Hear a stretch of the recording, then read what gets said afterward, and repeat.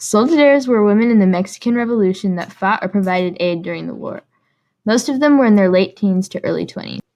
One of the many striking things about soldaderas is how diverse they were. They were mainly lower class, but there were upper class women that fought. They came from different castes and had many reasons for fighting. The reasons they fought were familial duty, revenge for their families, and so that they didn't get raped and enslaved first. The Mexican Revolution started first-wave feminism in Mexico. In a time where women in the U.S. weren't allowed to fight, women in Mexico basically ran the war by doing everything that wasn't fighting, and also fighting. Adelitas are actually the more common name for soldaderas.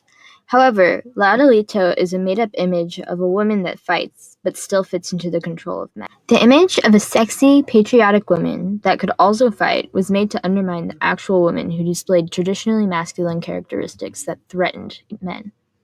An interesting foreshadow of future feminism is that soldaderas were allowed to have casual sex.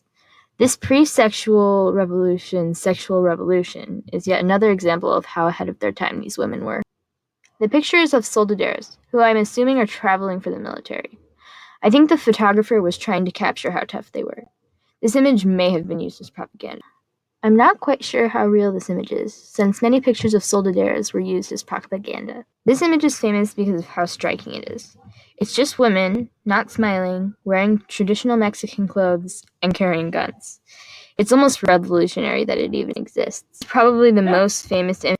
There were articles about soldaderas published in the United States at the time. I'd imagine that this planted an idea in the consciousness of North American women that helped make first and second wave feminism seem possible. Soldaderas are an incredible example of what women, the half of the population that has been oppressed for thousands of years, are capable.